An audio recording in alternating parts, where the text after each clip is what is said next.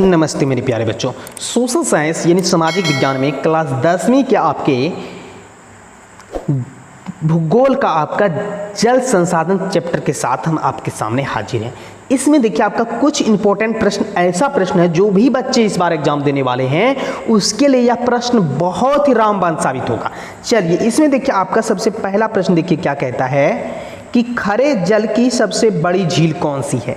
तो खारे पानी की सबसे बड़ी झील कैस्पियन सागर झील, एक का आपका सी नंबर हो जाएगा। उसके बाद आपका दूसरा प्रश्न देखिए आता है मीठे पानी की सबसे बड़ी झील कौन है। तो मीठे पानी की सबसे बड़ी झील है आपका सुपीरियर झील, 2 का आपका डी नंबर, ठीक है। उसके बाद तीसरा प्रश्न आता है सबसे गहरे खारे जल की झील कौन है, सबसे गहरी खारे जल की झील। तो ये आपका मृत सागर हो जाएगा, 3 का ए नंबर, ठीक है। चलिए उसके बाद आपका चौथा नंबर देखिए प्रश्न आता है कुल उपलब्ध जल में पीने लायक पानी कितना प्रतिशत है।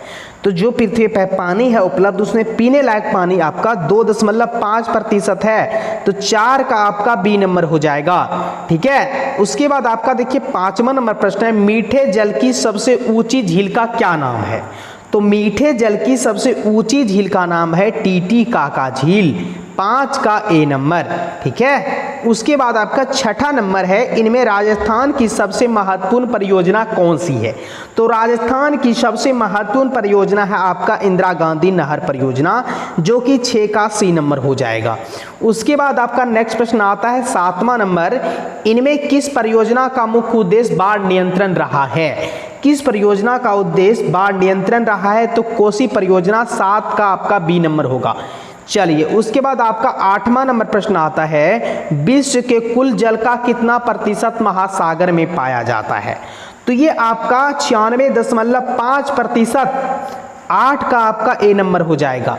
चलिए उसके बाद देखिए नेक्स्ट प्रश्न आता है आपका 9वां नंबर प्रति व्यक्ति प्रति वर्ष जल उपलब्धता की दृष्टि से भारत का विश्व में कौन सा स्थान है।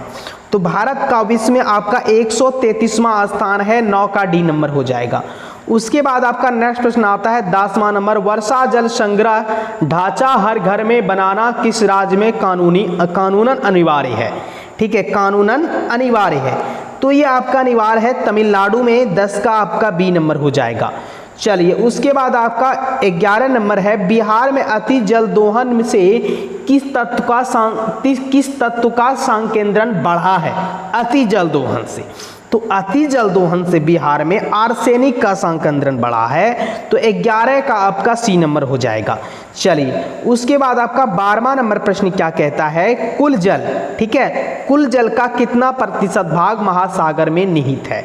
तो कुल जल का 96.5% भाग यह आपका महासागर में निहित है, 12 का सी नंबर हो जाएगा। चलिए उसके बाद आपका 13वां नंबर प्रश्न है प्राणियों के शरीर में कितना प्रतिशत जल की मात्रा निहित होती है। तो प्राणियों के शरीर में 65% जल की मात्रा निहित होती है, 13 का सी नंबर। चलिए उसके बाद 14 नंबर प्रश्न है देश के बांधों को किसने भारत का मंदिर कहा था।